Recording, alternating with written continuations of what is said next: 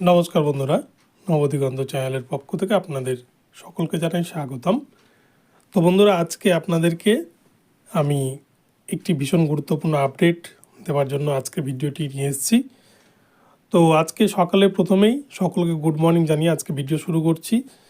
তো আজকে আমি আপনাদের সাথে যে আপডেটটি শেয়ার করতে চলেছি, আজকের আপডেটটি 2022 প্রাইমারি রিক্রুটমেন্টের যে ইন্টারভিউ হয়েছিল তার রেজাল্ট কবে আসতে চলেছে এবং এই রিক্রুটমেন্ট প্রক্রিয়া থেকে বিএড এবং এনআইএসকে বাদ করে দিল প্রাথমিক শিক্ষা পর্ষদ। আজকের এই মুহূর্তে সবথেকে বড় খবর।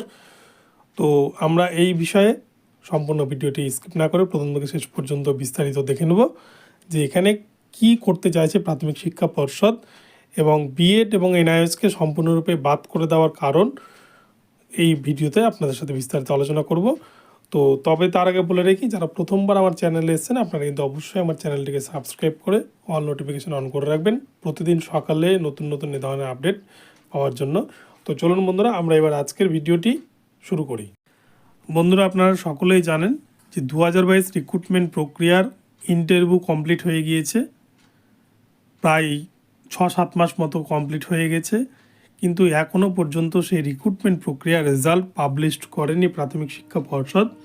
কেননা তার উপর একটি স্টে রয়েছে 2022 ডিএলএড কেসের, যেটির মামলা এখনও ফাইনাল জাজমেন্ট হয়নি। এবং এছাড়াও বিএড ভার্সেস ডিএলএডের যে মামলার জাজমেন্ট করেছিল সুপ্রিম কোর্ট, যে সেখান থেকে যে বিএডদেরকে অবৈধ ঘোষণা করা হয়েছে প্রাথমিক নিয়োগের ক্ষেত্রে, তার ফলে কিন্তু একটি ক্লিয়ারিফিকেশন মামলা জারি করা হয়েছে আমাদের রাজ্যের পক্ষ থেকে, যেটা Arnab Ghosh versus union state.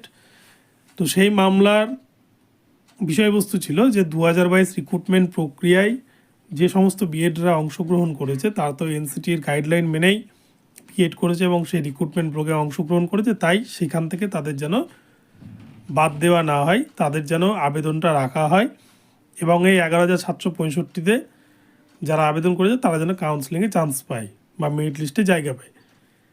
তো এই মামলার কিন্তু ফাইনাল জাজমেন্ট এখনও পর্যন্ত হয়নি। এই মামলার বেশ কয়েকবার সময় পরিবর্তন হয়েছে, ডেট পরিবর্তন হয়েছে সুপ্রিম কোর্টে, কিন্তু এই মামলার ফাইনাল জাজমেন্ট এখনও পর্যন্ত সুপ্রিম কোর্ট করে উঠতে পারেনি। এবং এছাড়াও এনআইএসদের কয়েকদিন আগেই কিন্তু জাজমেন্ট এসছে যে এনআইএস ক্যান্ডিডেটরা নিয়োগের ক্ষেত্রে অংশগ্রহণ পাবে না, ফ্রেশ ক্যান্ডিডেটরা। তো সেই ক্ষেত্রে কিন্তু প্রাথমিক শিক্ষা পর্ষদের সূত্র থেকে যা খবর পাওয়া যাচ্ছে তাতে এনআইএস ক্যান্ডিডেটদেরকে এবং বিএড ক্যান্ডিডেটদেরকে এই 11,765 রিক্রুটমেন্ট প্রক্রিয়া থেকে বাতিল করে দিয়েছে প্রাথমিক শিক্ষা পর্ষদ। বিএড ক্যান্ডিডেটদেরকে অনেক দিন আগেই বাতিল করে দিয়েছে, অর্থাৎ তারা যে প্যানেল তৈরি করেছিল সেখান থেকে বিএডদেরকে বাদ করে দিয়েছে অনেক দিন আগেই। এবং বর্তমানে এখন এনআইএস ক্যান্ডিডেট যারা চাকরি পেয়েছেন বা মেরিট লিস্টে যারা জায়গা পেয়েছেন,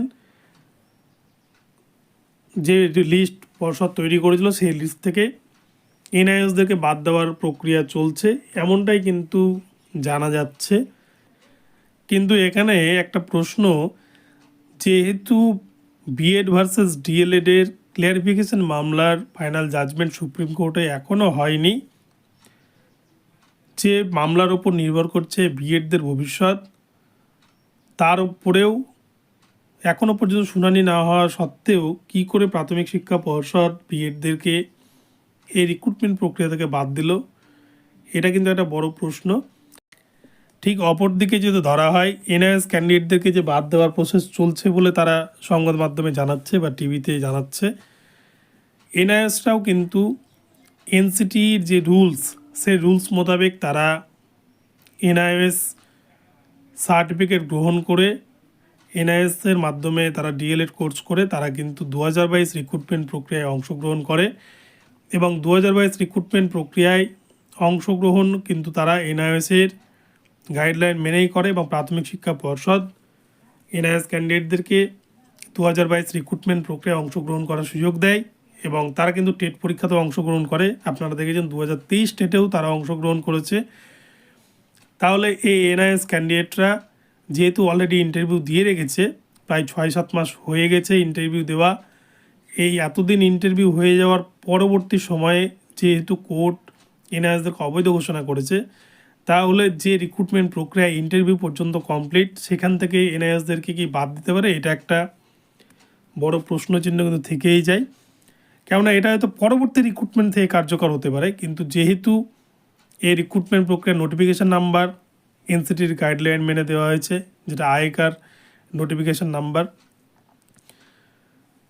তো সেক্ষেত্রে কিন্তু এনআইএসদেরকে এবং বিএডদেরকে এভাবে বাদ দিতে পারে না। হ্যাঁ, বিএডদের যেহেতু ক্ল্যারিফিকেশান মামলা আছে, ক্ল্যারিফিকেশান মামলার যদি জাজমেন্ট আসে যে বিএডরা বুঝতে পাবে না, তাহলে কিন্তু সেক্ষেত্রে বিএডদেরকে বাদ দিতে পারে। এবং এনআইএসের যেহেতু এখনও পর্যন্ত কোনো ক্ল্যারিফিকেশান মামলা হয়নি, তাই এনআইএস ক্যান্ডিডেটদের বিষয়টি কী করবে সেটি একটা বিবেচনার বিষয়। কিন্তু এইভাবে হঠাৎ করে প্রাথমিক শিক্ষা পর্ষদ যদি বাদ দিয়ে প্যানেল লিস্ট বের করে, তাহলে কিন্তু আবার সুপ্রিম কোর্টে নতুন করে মামলা হবে এবং 2022 রিক্রুটমেন্ট প্রক্রিয়া হয়তো আটকে যেতে পারে। এবং পর্ষদ হয়তো সেটাই চাইছে যে 2022 রিক্রুটমেন্ট প্রক্রিয়াকে যেভাবেই হোক যেন কেস কাসালি করে যেন ছাত্ররা বন্ধ করে দেয়, সেই জন্যে হয়তো তারা এরকম ব্যবস্থা গ্রহণ করছে। আপনারা দেখেছেন যেখানে বিহার সরকার এত শিক্ষক নিয়োগ করছে এবং যেখানে প্রাথমিকে বিএডদেরকে বাদ দেওয়ার কথা বলা হলেও বিহার সরকার কিন্তু সুপ্রিম কোর্টে নিজে বারবার আপিল করে যে যারা অন্তত এবছর পরীক্ষা দিয়েছে তাদেরকে অন্তত এবছরের জন্য সুযোগটা দিন। এইটা কিন্তু আপনারা দেখেছেন। কিন্তু সেক্ষেত্রে আমাদের রাজ্যে কোনো ক্ল্যারিফিকেশন মামলা জাজমেন্ট হওয়ার আগেই কিন্তু আমাদের প্রাথমিক শিক্ষা পর্ষদ তাদেরকে রিক্রুটমেন্ট প্রক্রিয়া থেকে বাদ করতে চলেছে। তো যাই হোক, এখন বিষয়টি এরকম জায়গাতে দাঁড়িয়ে আছে। এখন রেজাল্ট না দিলে বলা যাবে না। তবে যেটুকুটা পর্ষদ সূত্রে খবর পাওয়া যাচ্ছে যে খুব শীঘ্রই অর্থাৎ জানুয়ারি মাসের মধ্যেই কিন্তু এই 2022 রিক্রুটমেন্ট প্রক্রিয়া রেজাল্ট পাবলিশড হওয়ার প্রবল সম্ভাবনা রয়েছে। তাদের সমস্ত কাজ প্রায় শেষ, শুধুমাত্র এনআইএসের কিছু ক্যান্ডিডেটদেরকে বাদ দিয়ে দিলে তাদের সমস্ত মেরিট লিস্ট তৈরি। এবং ডিএলএড যারা আছেন, যারা রেগুলার ডিএলএড, তাদের জন্য কিন্তু ভীষণ খুশির খবর, তারা কিন্তু এই রিক্রুটমেন্ট প্রক্রিয়ায় হয়তো কেউই বাদ যাবেন না। তো যাই হোক বন্ধুরা, এখন আপনাদের জন্য এই আপডেটটা রইল। আবার আপনারা ওয়েট করুন, পরবর্তীতে আপডেট নিয়ে আসব। তো আপনাদের যদি ভিডিওটি ভালো লাগে অবশ্যই কিন্তু আমার চ্যানেলকে সাবস্ক্রাইব করে অল নোটিফিকেশান অন করে রাখবেন এবং নতুন আপডেট পেতে অবশ্যই চ্যানেলটিকে ফলো করবেন। আর প্রাইমারি টেটের যে আনসার কি, তার দুটি আনসার কি আমি আপলোড করেছি, চাইল্ড সাইকোলজি এবং ম্যাথামেটিক্স। পরিবেশ, ইংলিশ এবং বাংলা তিনটি আপলোড করব ভাবছি। তো যদি আপনাদের ইন্টারেস্ট থাকে তাহলে আপনারা কমেন্ট বক্সে জানাবেন, তাহলে আপলোড করব, নইলে কিন্তু আপলোড করব না। ধন্যবাদ।